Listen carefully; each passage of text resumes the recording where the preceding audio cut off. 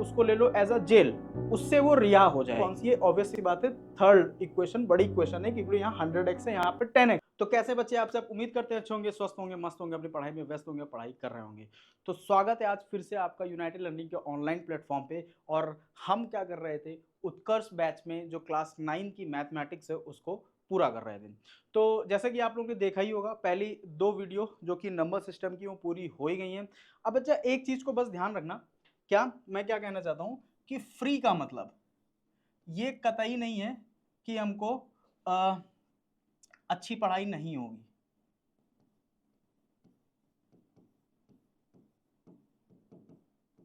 या फिर आप प्रैक्टिस को ले लो, सारी ही चीजें कराई जाएंगी, ठीक है। ये मत सोचना कि भाई यूट्यूब पे फ्री बैच है तो इसका ताबड़तोड़ नहीं है। आप बस आपने जहां से भी पढ़ा होगा, ठीक है, मैं बस आपसे एक चीज कहना चाहूंगा कि आप एक बार ये चैप्टर जो भी मैं पढ़ाता रहूंगा, आपने पहले तो पढ़ चुके ही होंगे क्योंकि पहला ही चैप्टर है अभी, तो आप एक बार ये वीडियो देख के देखो, ठीक है। देख के देखो, अगर इसमें कोई थ्योरी बची हो या फिर क्वेश्चन अच्छे लेवल के ना हो तब आप मुझे बताना।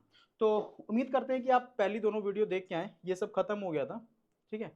और आज हमको चलना है कहाँ से, टाइप्स ऑफ डेसिमल, ये terminating, non terminating, recurring, non recurring बता चुके थे, ठीक है। अब क्या करना है, अब हमको conversion of decimals number into the P by Q form, मतलब डेसिमल को हमको चेंज करना आना चाहिए, किसमें? डेसिमल को चेंज करना आना चाहिए रैशनल नंबर में। रेशनल नंबर ही तो पी बाई क्यू के फॉर्म में होता है, ठीक है। यहां से ये बात क्लियर हो गई। अब हम लोग ने देखा भी था कि बच्चा कौन कौन से डेसिमल नंबर, जैसे हम लोग ने नंबर कौन से देखे, पहले टर्मिनेटिंग देखा, नॉन टर्मिनेटिंग देखा, नॉन टर्मिनेटिंग के 2 पार्ट देखे, दैट इज रिकरिंग और नॉन रिकरिंग। तो इसमें कौन कौन से नंबर्स थे, कौन कौन से टाइप के डेसिमल नंबर थे जो कि हम लोग पी बाई क्यू के फॉर्म में लिख सकते हैं। तो हम लोग ने क्या देखा था, मैं यहाँ एक बार फिर से लिखे दे रहा हूं।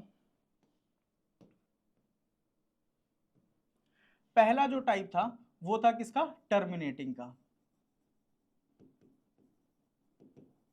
दूसरा टाइप था नॉन टर्मिनेटिंग में रिकरिंग का। ये जो 2 टाइप के नंबर्स थे इनको हम लोग पी बाई क्यू के फॉर्म में लिख सकते हैं। बाकी जो नॉन टर्मिनेटिंग में नॉन रिकरिंग नंबर होते हैं उनको हम लोग पी बाई क्यू के फॉर्म में नहीं लिख सकते हैं। चलो देखते हैं पहला केस क्या है, when the decimal number is of terminating nature. तो बच्चा आपको पता है कि टर्मिनेटिंग का मतलब क्या, जो एक पॉइंट पे खत्म हो जाए या फिर जिसके डेसिमल के बाद जो उसकी लास्ट डिजिट हो वो हमको पता हो। तो देखो, अगर मान लो लिखा है एग्जांपल के तौर पे 3.25, टर्मिनेटिंग नंबर है, डेसिमल नंबर है। अब इसको पी बाई क्यू के फॉर्म में लिखने का तरीका क्या होता है, ये आप सभी जानते हो, डेसिमल हटाते हैं और डेसिमल के बाद जितनी डिजिट होती है नीचे उतने जीरो लगा देते हैं, मतलब ये पी बाई क्यू के फॉर्म में हो गया, जहां पे क्यू हमारा नॉट इक्वल टू जीरो है, ठीक है। ये कहानी हो गई, ठीक है। तो ये तो बहुत ही आसान सा है, ठीक है। अब यहाँ पे अच्छा, पहले आप इसका दूसरा केस भी देख लो, फिर मैं आपको फाइनली बताऊंगा मैं क्या बताना चाह रहा हूँ। दूसरा क्या है, when the decimal number is non terminating nature. अब देखो, नॉन टर्मिनेटिंग नेचर तो है, बट नॉन टर्मिनेटिंग के साथ, नॉन टर्मिनेटिंग के 2 पार्ट थे, तो इसमें ये किसकी बात कर रहा है, ये रिकरिंग की बात कर रहा है, रिकरिंग नंबर के, या फिर जिसको हम लोग कहते हैं रिपीटिंग नंबर की बात कर रहा है। फॉर द एग्जाम्पल, जैसे अगर हमको क्या गिवन है, x इक्वल टू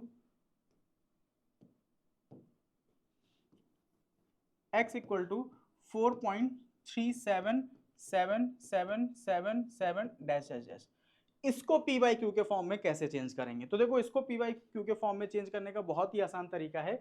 सबसे पहले मैं आपको बता दूं इसका ब्लूप्रिंट क्या होता है, मतलब मोटा मोटा हम लोग करते क्या है। देखो, डेसिमल के बाद का जो हिस्सा है वो तभी कैंसिल आउट हो सकता है जब एटलीस्ट 2 इक्वेशन बने, और 2 इक्वेशन में डेसिमल के बाद जो डिजिट्स हैं वो सेम होंगी। अब उसके सेम होने से क्या होगा, अगर हम लोग उसको ऐड करेंगे तब तो वो कैंसिल नहीं होगी, डिवाइड में भी नहीं होगी, मल्टीप्लिकेशन में भी नहीं होगी, क्योंकि तब तो और बढ़ जाएगी मल्टीप्लिकेशन में। ऐड में तो चीजें ऐड होती हैं, और डिवीजन में भी नहीं होगी। तो सबसे, क्योंकि हम लोग को ये नहीं पता है ना कि ये डिजिट हम कहाँ तक ले रहे हैं, न्यूमरेटर में कहां तक लेंगे, डिनोमिनेटर में कहां तक लेंगे। तो हम लोगों को करना क्या होता है, डिफरेंस लेना होता है। डिफरेंस बोले तो देखो 2 चीजें होती हैं, एक होता है सब्ट्रैक्ट करना मतलब माइनस, और दूसरा होता है डिफरेंस लेना। तो जो सब्ट्रैक्शन होता है, ठीक है, इसमें हम लोग कुछ भी कर सकते हैं। जैसे दिया है कि रिमूव 5 फ्रॉम 6, तो 6 में से 5 को घटाओ। बट जो अगर बोल देगा टेक डिफरेंस ऑफ 5 एंड 6, तो उसमें क्या बड़े में से ही छोटा माइनस करना होता है। बस ये चीज हमको ध्यान रखना होता है, जो डिफरेंस होता है वो बड़े में से छोटा माइनस करना होता है। तो अब इसमें क्या चीज करना, दो इक्वेशन बनाया और दोनों इक्वेशन में का डिफरेंस ले लिया। तो डिफरेंस लेने से क्या हुआ, हम लोग ने जो दोनों इक्वेशन बनाई उसमें डेसिमल के बाद डिजिट सेम है, तो डिजिट सेम होने से क्या होगा, डेसिमल की बात की कहानी पूरी खत्म हो जाएगी। बस इतना ध्यान रखो। देखो अभी ये, अच्छा, तो सबसे पहले तो जो एक्स्ट्रा है, जैसे 3 है एक्स्ट्रा, तो 3 को हम लोग इधर लाने के लिए आपको पता होगा कि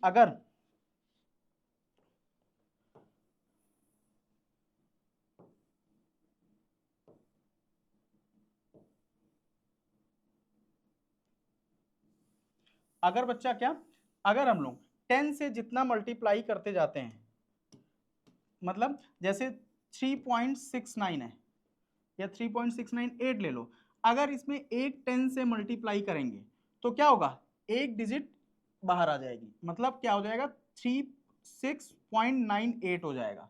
वहीं अगर इसमें हम लोग दो डिजिट का, दो 10 से मतलब 100 से अगर मल्टीप्लाई कर दें तो क्या आ जाती है, दो डिजिट्स आगे आ जाती है, मतलब 369.8 हो जाता है। मतलब मल्टीप्लाई करने से आप ये जान लो, जितने भी 10 से मल्टीप्लाई करोगे, 10 की फैमिली, 10 की फैमिली बोले तो 10 हो गया, 100 हो गया, 1000 हो गया, 10,000 हो गया, लाख हो गया, जितने भी 10 से मल्टीप्लाई करोगे उतनी डिजिट जो डेसिमल है उसको ले लो एज अ जेल, उससे वो रिहा हो जाएगी। ठीक है, अब अगर मैं इसी में भाई मल्टीप्लाई कर दूं किससे, 1000 से, कितने 10 से मल्टीप्लाई हुआ है, 3 10 से मल्टीप्लाई हुआ है, तो डेसिमल के बाद 3 डिजिट रिया हो जाएगी, मतलब वो छूट जाएगी, मतलब आगे आ जाएगी डेसिमल के। तो ये क्या हो जाएगा 3698, अब डेसिमल के बाद केवल बचा 0। ये समझ गए। तो बच्चा इसमें बताओ, अगर मेरे को केवल 3 लेके आना है तो मेरे को क्या करना पड़ेगा, एक 10 से मल्टीप्लाई करना पड़ेगा। ठीक है, एक 10 से हम लोग मल्टीप्लाई कर देते हैं, तो LHS RHS में दोनों करना होगा, तो ये क्या हो जाएगा 10x, और यहां से क्या हो जाएगा 43.77777। अब मेरे को बच्चा बताओ, ये तो इक्वेशन आपकी गिवन थी, हम लोग ने इसको इक्वेशन फर्स्ट ले लिया, ये क्वेश्चन निकाली, इसको इक्वेशन सेकंड ले लिया। अब मेरे को बताओ, जो हम लोग ने अभी पढ़ा सीखा कि भाई दो इक्वेशन बनी और दोनों में डेसिमल के बाद की कहानी सेम होनी चाहिए, क्या इन दोनों में कहानी सेम है? आपको पता है भाई, यहाँ डेसिमल के बाद 3 से स्टार्टिंग हो रही है, यहाँ डेसिमल के बाद 7 से स्टार्टिंग हो रही है, तो कहानी कैसे सेम हो सकती है? कहानी नहीं सेम है, तो कहानी हमको सेम करनी पड़ेगी, मतलब डिजिट सेम करना पड़ेगा। तो डिजिट सेम करने के लिए क्या करेंगे बच्चा, आप मुझे बताओ, अगर इसी इक्वेशन में मैं एक 7 बाहर ले लूं, तो ये इक्वेशन और जो नेक्स्ट इक्वेशन आएगी दोनों में नंबर ऑफ, मतलब डेसिमल के बाद जो स्टार्टिंग पॉइंट है वो सेम हो जाएगा ना, डेसिमल के बाद की कहानी सेम हो जाएगी। तो अगर इस इक्वेशन में 10 से मल्टीप्लाई करेंगे तो बोथ साइड करेंगे, जब भी इक्वेशन में जो भी मल्टीप्लाई या डिवीजन करना होता है वो बोथ साइड करना होता है। तो जैसे यहां अगर मल्टीप्लाई किया तो ये क्या हो जाएगा 100x, और ये क्या हो जाएगा एक 7 बाहर आ जाएगा, तो 43.777, ये आपकी हो गई इक्वेशन नंबर 3। अब बच्चा मुझे बताओ, इक्वेशन 2 और इक्वेशन 3 में कुछ सामंजस्य बैठ रहा है? जो हम लोग ने बात की थी कि भाई डेसिमल के बाद की कहानी सेम होनी चाहिए, तो एग्जैक्टली बैठ रहा है। तो हम लोग ने क्या किया, डिफरेंस लेना है, तो डिफरेंस में क्या होता है, बड़ी इक्वेशन में से छोटी इक्वेशन को माइनस करना। तो इन दोनों को देख के आपको लग ही जाएगा बड़ी इक्वेशन कौन सी है, ऑब्वियस सी बात है थर्ड इक्वेशन बड़ी इक्वेशन है, क्योंकि यहाँ 100x है, यहाँ पे 10x है। तो हम लोग ने क्या किया, तो इक्वेशन 3 में से सब्ट्रैक्ट कर दिया इक्वेशन 2। ठीक है, और क्या हुआ, LHS का LHS से सब्ट्रैक्ट होगा और RHS का RHS से सब्ट्रैक्ट होगा। ठीक है, ये समझ गए। अब देखो इधर क्या हो जाएगा, इधर हो जाएगा 90x और इधर क्या हो जाएगा 437.7। देखो अब इसको आप करोगे कैसे, अगर आप इसको लिखोगे तो आप कैसे लिखोगे बच्चा, देखो जैसे 437.777 है और यहाँ 43.77 है, तो देखो डेसिमल के बाद पूरा 7777 सब्ट्रैक्ट हो जाएगा, और यहाँ जैसे सब्ट्रैक्शन करते हैं उस टाइप से कर दो, 7 में से 3 गए 4, 3 में से वो 13 में से गए तो 9 4 13, और यहाँ बचा 3, टोटल क्या बचा 394। अब 394 इधर बचा, x लिया 90 को उधर डिवाइड में भेज दिया, तो 394/90। अब अगर इसको ये सिंपलेस्ट फॉर्म हो रहा हो तो आप सिंपलेस्ट फॉर्म में इसको चेंज कर सकते हो। सिंपलेस्ट फॉर्म बोले तो अगर ये कट रहा हो तो आप इसको काट भी सकते हो, जैसे 2 से काटा, 2 1 जा 2 और यहाँ 1 2 9 जा 18 और यहाँ 1 2 7 जा 14, फिर 2 से किया तो 45 और जाएगा, 3 से जाएगा 9 10 17 नहीं आता है, तो फाइनल आंसर क्या हो गया 197/45। तो आपने देखा कि कैसे हम लोग रिकरिंग नंबर को हम लोग पी बाई क्यू के फॉर्म में बदल सकते हैं, ठीक है। और बखूबी वही दो केस थे, ठीक है। और इसमें एक चीज मुझे बताना भी है, अभी बता रहा हूं, बट उससे पहले हम लोग एक दो इसके और एग्जाम्पल कर लेते हैं, ठीक है।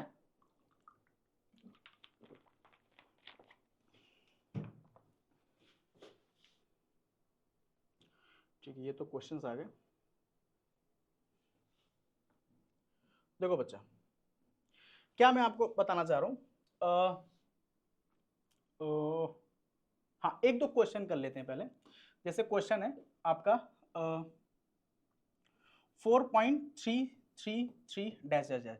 अब देखो एक चीज और जान लो, इसको हम लोग बार के फॉर्म में भी रिप्रेजेंट कर सकते हैं जहां से रिपीटिशन हो रहा हो। जैसे अगर लिखा हो 4.97777 तो इसको हम लोग लिख सकते हैं 4.97 पे बार, क्योंकि 7 रिपीटेड हो रहा है, ठीक है। या फिर हम लोगों को लिखा है 3.2641 और यहाँ डैश डैश डैश हो जाए, तो इसका मतलब रिपीटिशन कहाँ से हो रहा है, 2.641 का रिपीटिशन हो रहा है, तो यहाँ पे बार लग जाएगा, ठीक है। तो देखो ये फॉर्म दी है। अब इसमें हमको ज्यादा मेहनत करनी नहीं है क्योंकि क्वेश्चन ही उस टाइप का है। तो हम लोगों को क्या करना है, इसको हम लोगों को x के इक्वल लेट कर लेना है, तो x के इक्वल ये लेट हो गया, फिर एक डिजिट आगे ले आओ, तो 10 से मल्टीप्लाई करना है, तो 10 से मल्टीप्लाई करेंगे तो 43.333 में चेंज हो जाएगा। अब आप देखोगे इस जरूरी नहीं कि 3 इक्वेशन बने, ठीक है, जरूरी नहीं है कि 3 इक्वेशन बने, भाई क्वेश्चन 2 भी बन सकती है, हो सकता है कि आप अगर स्टेप वाइज कर रहे हो तो कोई इक्वेशन अगर बड़ी है तो 4 इक्वेशन भी बन सकती है, ठीक है। तो आप लोगों को ध्यान क्या देना है, बस क्या डेसिमल के बाद जो डिजिट की स्टार्टिंग है या नंबर की स्टार्टिंग है वो सेम होना चाहिए, क्योंकि डेसिमल के बाद की कहानी 0 होनी चाहिए, ठीक है। तो देखो इन दोनों की ही सेम हो गई, तो इसको हम लोग ने इक्वेशन फर्स्ट ले लिया, इसको इक्वेशन सेकंड ले लिया। अब क्या करना होता है, डिफरेंस लेना होता है, तो डिफरेंस में क्या, ये बड़ी इक्वेशन है तो सेकंड माइनस फर्स्ट, ठीक है। तो इधर क्या हो गया 10x minus x equal to 43.3333 और माइनस 4.3333, तो यहाँ क्या हो जाएगा 9x इक्वल टू कितना हो जाएगा 39, 39, तो x की वैल्यू क्या आ गई 39/9 या 3 1 जा 3 3 3 जा 9 3 3 जा 9, तो x की फाइनल वैल्यू क्या आ गई 13/3, ठीक है। That is your p by Q form, ठीक है, where q is not equal to 0। तो ये दो कहानी बच्चा हो गई। अच्छा तीसरी कहानी देखते हैं। तीसरी कहानी क्या है कि हम लोगों को ये देखना है, ज्यादा ही लाइट हो रही है, कोई नहीं नॉर्मल कर लेते हैं, ठीक है। देखो कहानी क्या देखना है, कैसे हम लोग देख के ही ये जान जाएं, जैसे आप लोगों में क्वेश्चन आता भी है कि without solving how you say that the given number is terminating और नॉन टर्मिनेटिंग, ठीक है। तो विदाउट सॉल्विंग, पहली कहानी क्या है, विदाउट सॉल्विंग मतलब सॉल्व नहीं करना है, और बताना क्या है टर्मिनेटिंग और नॉन टर्मिनेटिंग, ये आपको बताना है बिना सॉल्विंग के। तो बच्चा जैसे मान के चलो कोई भी फ्रैक्शनल वैल्यू दी है, ठीक है। तो अच्छा देखो इसमें कहानी टर्मिनेटिंग कब होगा, टर्मिनेटिंग कब होगा, टर्मिनेटिंग का मतलब खत्म हो जाना और उसकी लास्ट डिजिट हमको पता हो। नॉन टर्मिनेटिंग कब होगा, जब लास्ट डिजिट पता ना हो। तो टर्मिनेटिंग का मतलब ये डेसिमल में जाता है, डेसिमल में वो भी जाता है, बट ये फैमिली ऑफ 10 के साथ जाता है, फैमिली ऑफ 10 मतलब उसके डिनोमिनेटर में 10 की कोई ना कोई फैमिली का मेंबर होगा, या तो 10 होगा या तो 100 होगा या तो 1000 होगा या तो 10,000 होगा या तो लाख या तो 10 लाख, कुछ भी हो सकता है, ठीक है। और इसमें जो डिनोमिनेटर होता है वो क्या होगा, अदर देन फैमिली ऑफ 10, ठीक है। फैमिली ऑफ 10 के अलावा कुछ होगा, जैसे फॉर द एग्जांपल अभी लेंगे तो आप और बेहतर तरीके से समझ पाओगे। जैसे हमने लिख लिया 43/125, ये है क्वेश्चन। और इसको बोल दे without solving how you say that the given number is terminating on non terminating. तो देखो क्या देखना है, डिनोमिनेटर में देखना है, अगर 10 की फैमिली का कोई मेंबर है तब तो ठीक है, वो टर्मिनेटिंग हो जाएगा। अगर 10 की फैमिली के अदर कोई नंबर है तो वो नॉन टर्मिनेटिंग हो जाएगा, ठीक है। जैसे यहाँ पे देखो क्या है, 125 है, तो 125 का हमको सिंपली क्या कर देना है, प्राइम फैक्टराइजेशन। जब इसको प्राइम फैक्टराइजेशन करोगे तो क्या लिख दोगे इसको, 5 इंटू 5 इंटू 5, ये 5 का क्यूब ही लिखा है। और आपको पता है कि जो 10 है वो किससे बनता है, 2 and 5 से, 2 and 5 से तो बनता है, या 10 की फैमिली का कोई भी मेंबर 2 और 5 से तो बनता है, उसके अलावा तो किसी से बनता नहीं है। तो भाई यहाँ पे जितने भी हमारे 5 हैं उतने हम लोग 2 भी तो ला सकते हैं, ठीक है। अब अगर यहाँ 5 कितने हैं, 3, तो 3 2 लिया है। अगर यही छोड़ दिया तब तो क्वेश्चन ही चेंज हो जाएगा। तो हम लोग ने एक थ्योरी और पढ़ रखी थी किसकी, इक्विवेलेंट फ्रैक्शन की। तो भाई जितने 2 नीचे लिए हैं उतने ही 2 आप ऊपर भी ले आओ, ठीक है। तो देखो अब नंबर चेंज नहीं होगा, तो ऊपर क्या लिख गया 43 इंटू 8, और नीचे क्या देखो ये 5 मिलके एक 10 बना लेंगे, ये 5 एक 10 बना लेंगे, ये 5 एक 10 बना लेंगे। तो टोटल कितने 10 बने, 3 10, बोले तो 1000, ठीक है। और यहाँ पे कितना हो गया, 8 3 जा 24 और 2 32 और 34 अपॉन 1000। तो सिंपली ये क्या हो गया 0.344 हो गया ना। ये कैसा नंबर है, ये टर्मिनेटिंग नंबर हो गया, ठीक है, टर्मिनेटिंग नंबर हो। बस आपसे शर्त क्या है यहाँ पे, देखो शर्त क्या है, आपको क्या क्या ध्यान रखना है। सबसे पहले डिनोमिनेटर देखना है। हम लोग किसके लिए पढ़ रहे हैं, टर्मिनेटिंग के लिए। डिनोमिनेटर देखना है, डिनोमिनेटर में क्या होना चाहिए, फैमिली ऑफ 10, ठीक है। दूसरी चीज जैसे देखो देखते ही नहीं बोल देना है कि terminating non terminating. For the example जैसे हम लोग ने यहां पे लिखा, मैं आपको एग्जांपल देता हूं तो आप अच्छे से समझ पाओगे। मैंने यहां पे लिखा 27 अपॉन 15, ठीक है, ये नंबर लिखा। आपने क्या कहा, आप तो बताए थे कि भाई डिनोमिनेटर देखो, तो आपने डिनोमिनेटर देखा, डिनोमिनेटर का प्राइम फैक्टराइजेशन किया, क्या आएगा 3 इंटू 5। और यहां आपने कहा भाई 5 तो है, बट 5 10 की फैमिली का अदर मेंबर भी है, कौन सा 3। तो 3 को देखते ही आपने कहा ये नॉन टर्मिनेटिंग नंबर है, ठीक है। ये बहुत ही छोटा सा एग्जांपल है, बट आप इसे समझ पाओगे, आपकी अंडरस्टैंडिंग बिल्डअप हो पाएगी। क्योंकि किसी भी क्वेश्चन को करने के लिए जुटना नहीं होता है, आपको पहले अंडरस्टैंडिंग डेवलप करनी होती है। और एक बार आपकी अंडरस्टैंडिंग डेवलप हो जाती है बच्चा, बात मानो आप इस चीज को कि अगर बड़ा क्वेश्चन भी आएगा, ट्रिकी क्वेश्चन भी आएगा, तब भी आप उसको धाराशायी कर दोगे, ठीक है। यहाँ पे देखो क्या है, 3 को देख के आप बोल दोगे वो नहीं, बट आपको क्या करना है, सॉल्व भी करके देखना है। भाई कहीं ऐसा तो नहीं कि ये सॉल्व हो रहा हो, ये उसका इक्विवेलेंट फ्रैक्शन भी तो हो सकता है। तो हमने 3 से सॉल्व किया, तो 3 1 जा 3, 3 9 जा 27, तो ये फाइनली लिखा गया है 9/5। अब 9/5 को तुम 2 से ऊपर नीचे मल्टीप्लाई करके इसको क्या लिख लोगे, ये 10 हो जाएगा 1.8, तो ये टर्मिनेटिंग ही निकला, ठीक है। तो पहली बात तो हो गई कि डिनोमिनेटर में फैमिली देखना है और 10 की फैमिली देखना है। दूसरी बात क्या है, सॉल्व फ्रैक्शन इफ मतलब आपको सॉल्व करना है फ्रैक्शन को अगर वो सॉल्व हो रहा हो तो।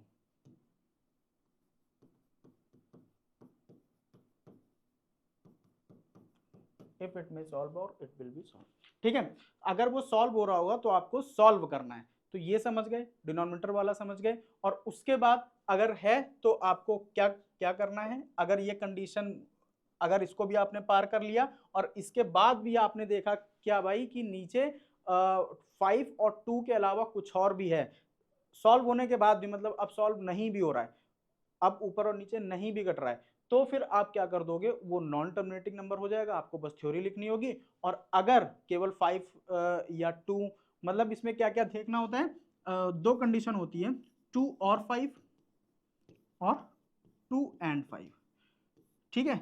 इन दोनों में डिफरेंस है क्या, इसका मतलब है या तो 2 या तो 2 या तो 5, और इसका मतलब है 2 एंड 5 दोनों। ये समझे कि नहीं समझे? ठीक है, ये समझ गए। और अगर सॉल्व हो रहा होगा तो आप क्या करोगे, टेक प्राइम फैक्टराइजेशन ऑफ